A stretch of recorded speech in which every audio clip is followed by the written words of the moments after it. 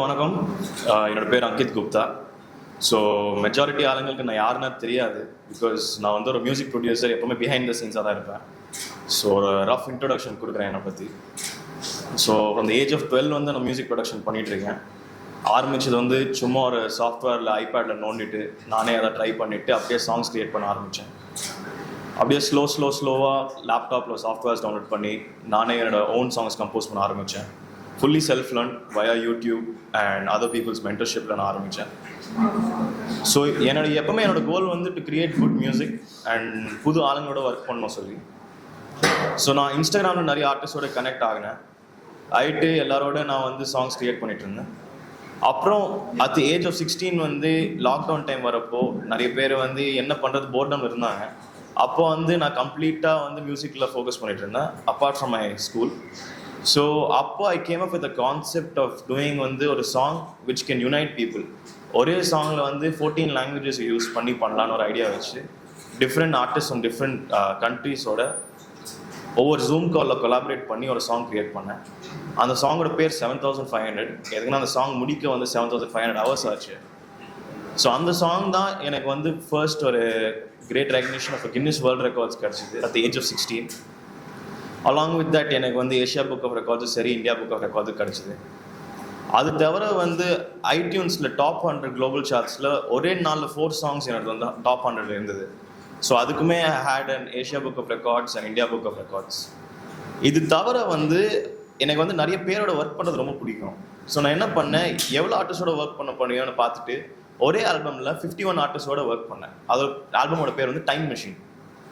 So பழைய கால பாட்டத்தை use பண்ணி அதை வந்து நியூ ஏஜ் சாங்ஸை டெவலப் பண்ணி நியூ ஆர்டிஸ்டோட ஒர்க் பண்ணி அந்த சாங்ஸை லான்ச் பண்ணேன் ஒரு ஆல்பமில். ஸோ அதுக்குமே ஒரு ஏஷியா புக் ஆஃப் ரெக்கார்ட்ஸ் எனக்கு கிடச்சிது.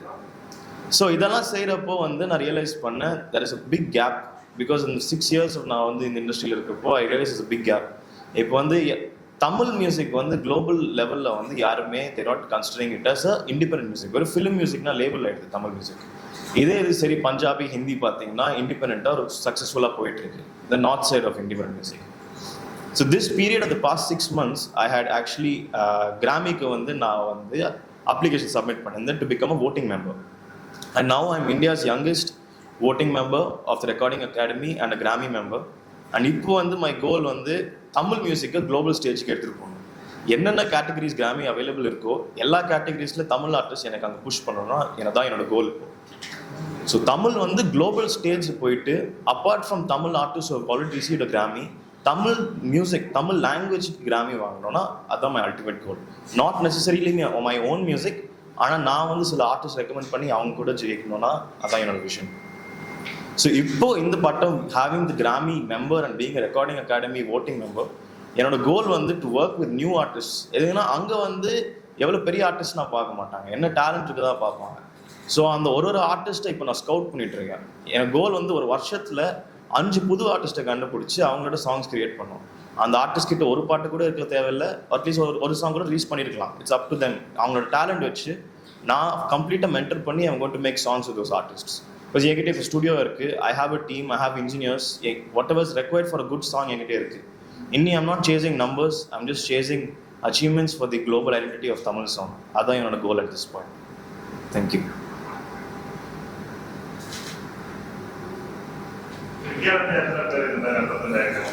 Every year வந்து கிராமி வந்து people keep getting elected for increasing the jury size increase ஆகிறதுக்கு. இந்த வருஷத்தில் India only a handful of people have been selected. Official number இல்லை, but the number will be less than 5 to 6 this year. இப்போ the second youngest person in India in this category this year is 29 years old. யூஸ்வலாக வந்து 29 to 40 தான் இருப்பாங்க. These are usually seasoned music professionals. அவங்க career எல்லாம் முடிச்சுட்டு இப்போ வந்து நம்ம எதாவது பண்ணணும் ஃபார் த கம்யூனிட்டினா இறங்குற ஆளுங்க தான் மோஸ்ட்டாக இதில். And most of professional members, ஒரு ஆர்டிஸ்ட் மேனேஜர் இருப்பாங்க. ஆனால் ஒரு மியூசிக் ப்ரொடியூசர் ஒரு கம்போசரில் very few people only when they're active in their career they get it to this. My exposure வந்து actually from day 1 it's going very well. Because இப்போ Grammy வந்து since is based in the US, அங்கே different chapters இருக்கும். Each chapters have different Grammy nominated artist, Grammy winning artist. Already right now I'm connected with more than 20 to 30 Grammy winning artists and nominated artists. இப்போ எல்லாருமே என்னோட கோல் வந்து எல்லாருக்கும் ரொம்ப பிடிச்சிருக்கு. and daily I'm communicating with different artists and speaking towards the same, and they also want to work with me and to the Tamil பத்தி நான் பேசுறப்ப அவங்களுக்கு கொஞ்சம் ஷாக்கா இருக்கு. as in தமிழ் சினிமா தவிர எதுவுமே இல்லையான்னு அவங்க பார்க்குறாங்க. ஸோ எல்லாருக்குமே they're very happy and the network is huge, and including engineersலேருந்து கம்போசர்ஸ்லேருந்து பியானிஸ்ட்லேருந்து இன்ஸ்ட்ருமெண்டலிஸ்ட்லேருந்து network is very huge and it's a very good community and the exposure is really good. So இதுவரையும் வந்து I have done all independent project, singles நிறையா பண்ணியிருக்கேன், more than 100 singles. அது தவிர my main song which is 7500 அந்த 14 languages use பண்ணியிருக்கிற ஒரு song வந்து ரிலீஸ் பண்ணியிருக்கேன். அது தவிர I have my album Time Machine அந்த 51 ஆர்டிஸ்டோட பண்ணது. இப்போ ரீசெண்டாக 2024 வந்து I had this song with யங்ராஜா அண்ட் பால்டபா ஒரு சாங் ரிலீஸ் பண்ணேன், தீனா ஒரு சாங் திங்க் மியூசிக்கோட.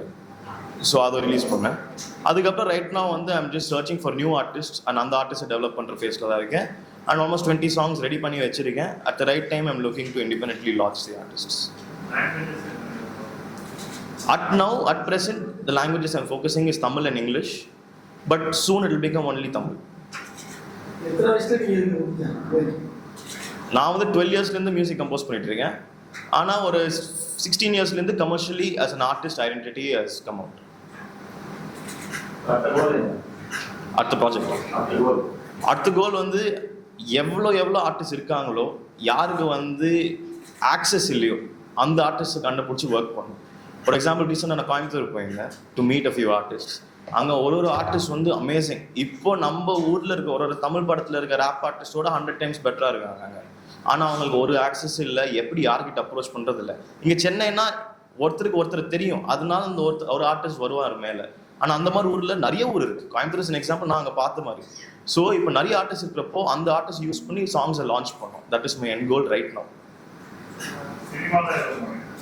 சினிமா நான் பண்ணல. I'm constantly listening to scripts. இப்போ வந்து சானிக்லி எனக்கு ஐடென்டிட்டி பில்ட் ஆகணும். பிகாஸ் நிறைய ஸ்கிரிப்ட்ஸ் வருது, பாட்டாக தான் இருக்குது. ஆனால் அந்த my power of making music is not suitable for those films yet. So I'm waiting for the right script to jump in. Definitely 100% idea இருக்கு.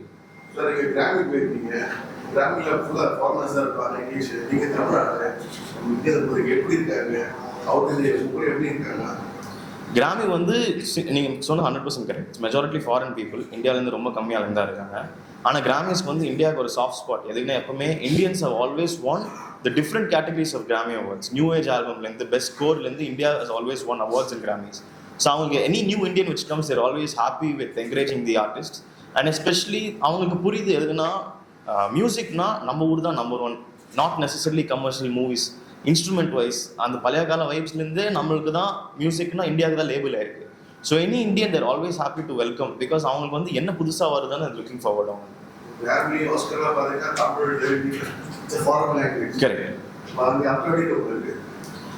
They are not looking at it as unique இது, because already we've had Tamil artists in different languages work at both Oscars and Grammys. So they're looking forward for more music coming. எதுனா நம்ம சைடுல already அங்கே போயிருக்கு, ஆனால் வேற லாங்குவேஜில் போயிருக்கு. They're always looking forward. Super, very nice. I'm looking forward to what's happening. The majority people are messaging me. Sir, you Tamil தான் கொண்டு போகணும் அப்படிங்கிறது உங்களுக்கு ஒரு சொல்றீங்க. இந்த மாதிரியான மியூசிக் ரிவ்யூஸ் வந்து நிறைய பேர் வந்திருக்காங்க. தமிழில் வந்து ஸ்டேஜ் குளோபல் ஸ்டேஜ் நிறைய பேர் வந்திருக்காங்க. அவங்களுடைய முயற்சி நியாயமானதா ஒரு இதாக இருந்தால் கூட அவங்களுடைய இன்கன்சிஸ்டன்சி அதில் வந்து வரவேற்பு கம்மியாக அந்த ஒரு நோக்கம் வந்து தேஞ்சு. எக்ஸாம்பிள் பார்த்தீங்கன்னா சந்தோஷ் நாராயணன் வந்து ரூரல் திருநெல்வேலி அந்த ஏரியாக்கள் உள்ள டேலண்ட்ஸ் எல்லாம் வெளியே கொண்டு வந்து ப்ராஜெக்ட் பண்ணிட்டு இருக்காங்க. ஏஆர் ரஹ்மான் வந்து கர்நாடிக் மியூசிக்கை என்கரேஜ் பண்ற மாதிரி பண்ணிட்டு இருக்காங்க. ஸோ இப்போ இவங்க 2 பேருமே தமிழ் கலாச்சாரத்தை வேற எடுத்துட்டு போகணும்னு நினைக்கிறாங்க. இவங்களுக்கு ஒரு செட் ஆஃப் பிளான்ஸ் இருக்கு. உங்ககிட்ட என்ன பிளான்? இப்போ I started initially as a hip hop music producer.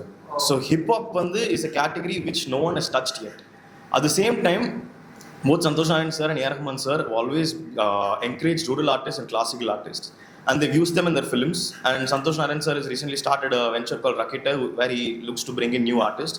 And Rahman sir was also part of an independent movement called Maja, where he wanted to bring independent artists. They've always been inclined. But the thing is, when both of them are always busy with multiple things. Rahman sir is not only doing music. He's doing films, he's doing multiple different things in terms of creating studios, sound spaces and he's been doing musicals நிறைய பண்ணிட்டு இருக்காரு. When an artist like them who is visioned very well, அவங்களால எதுக்கு many people are not able to succeed is what personally I feel is there are too many focuses and what they have in heart is very real. That is Tamil வந்து மேலே எடுத்துகிட்டு போனோன்னா சரியான ரியலான emotion அவங்களுக்கு. ஆனால் when they very held up with different things, it is very tough for them to focus on this or that.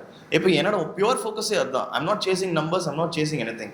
நான் chase பண்ணுறது ஒன்றே ஒன்று தான், குளோபலுக்கு தமிழ் எடுத்துகிட்டு போகணும், அவ்வளோதான். ஸோ எனக்கு வந்து ஒரே ஒரு கோல் தான் இருக்குது and ஒரே ஒரு ஒர்க் தான் இருக்குது at this point, which is to do this. So I feel it will be much more easier for me to streamline and do this.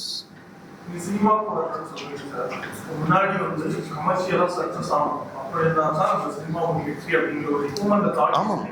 ஆனாலும் இப்போ நிறைய சின்ன பட்ஜெட் படங்கள் செஞ்சு அந்த படங்களை வந்து குளோபல் ஸ்டேஜுக்கு எடுத்துட்டு போய் அந்த ரெவன்யூவை ரீஜெனரேட் பண்றாங்க.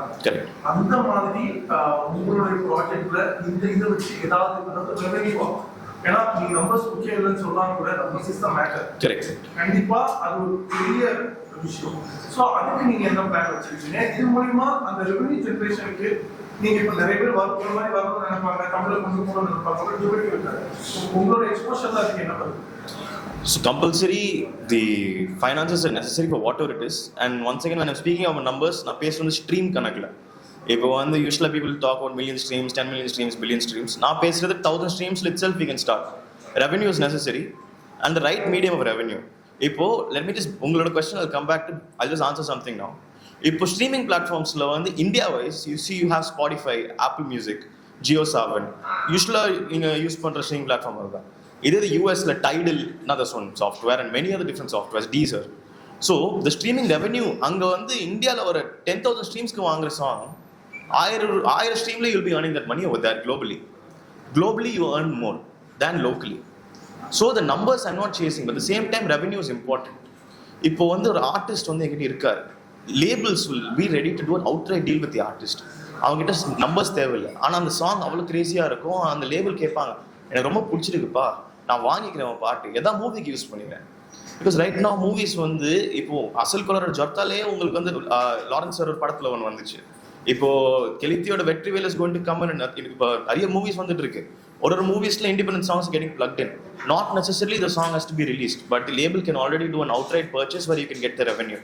So the numbers I'm talking about is not the streaming numbers, but the numbers which you get in money is necessary. One more question. இப்போ வந்து மரபு சார் கலைஞர்கள் நிறைய வந்து நலிஞ்சு போயிருக்காங்க. ரூரல் ஏரியாவில் விழுப்பாட்டு பாடுறவங்க டிஜிட்டல் பிளாட்ஃபார்ம்ல வந்து ஒரு சில பேர் பிக் பண்ணி வராங்க. பட் ரியல் டேலண்ட்ஸ் வந்து அவங்களுக்கு இந்த டிஜிட்டல் மார்க்கெட்டிங் கூட தெரியும். அந்த டேலண்ட் அப்படிங்கிறது அடுத்த தலைமுறைக்கும் அது கடந்து போகாம போயிடும். இந்த மாதிரியான மரபு சார்ந்த கலைஞர்களுக்கு ஏதாவது நீங்க பண்ணணும்னு நினைக்கிறீங்களா? அந்த டேலண்ட்ஸ் எப்படி ஐடென்டிஃபை பண்ணுறீங்க? நீங்க கேட்குற question really great because what I'm coming up to next is the same. இப்போ right now அடுத்த வருஷத்துல இருந்து on the 70th year of the Grammys they introducing a new category, best traditional folk album. நீங்க சொன்ன category இவ்வளோ வருஷம் that category has been very diminished. people படத்தில் use பண்ணுறாங்க. இப்போ அனிருத் லைவ் யூஸ் பண்ணியிருக்காங்க, ஒடிசா ஆர்டிஸ்ட் யூஸ் பண்ணியிருக்காங்க, சந்தோஷ் ஆன்சர் ஆர்டிஸ்ட் யூஸ் பண்ணியிருக்காங்க, ஒப்பாரி ஆர்டிஸ்ட் நிறைய சினிமாஸில் வந்திருக்கு நம்ம லோக்கல் ரூரல் இதில். ஆனால் இப்போ நீங்கள் சொல்கிற diminishing is very high because அவங்க யூடியூப்ல போட்டால் கூட டிஜிட்டல் மார்க்கெட்டிங் இல்லை. anyone has a phone and not necessarily they become famous. ஆனால் இப்போ இந்த நியூ கேட்டகரி வந்ததுனாலேயே I am encouraging many people to jump in to traditional folk albums. And I am telling people நீங்கள் traditional folk album பண்ணுறீங்கன்னா I'll be more than happy to recommend you to the Grammys. When I give an incentive such as recommending them to prestigious award, people are automatically ready to do this. And hopefully this is just this 1 year தள்ளி வரப்போகுது in the category. That category is going to live lifelong. So hopefully I can preach this category and people will start working with these artists. And there are many artists in Chennai who are working with such artists. ஆனால் அவங்களுக்கு face value வரல இன்னும் because people only want to listen to commercial songs and the promotion வரல. இப்போ right way of Instagram marketing is where you listen to a song. நீங்கள் song கூட உங்களுக்கு பிடிக்காது, அதே சாங் 100 வாட்டி கேட்க காதுக்குள்ளே வந்து அந்த சாங் தான் கேட்குற மாதிரி ஆயிடுது. ஸோ இவங்களுக்கு அந்த ப்ரிவிலேஜ் இல்லை. அண்ட் என்னோட next goal is to create a traditional folk album using rural artist, using live instruments to make a story. வெறும் ஒரு ஆல்பம் கிடையாது, ஆனால் that album should convey a story. இதுதான் my next project which I'm working on as well. And hopefully in the next 6 to 7 months I'll be done with the project. And release ஆறப்போ hopefully that song, that album will be the answer to your question. உங்களுடைய ஒர்க்கை notice பண்ணி ஏதாவது பெரிய music director example அந்த மாதிரி meet பண்ணுறதுக்கான வாய்ப்புகள் இருக்குங்களா? Till date, no. Hopefully, I'm looking for something like that to happen.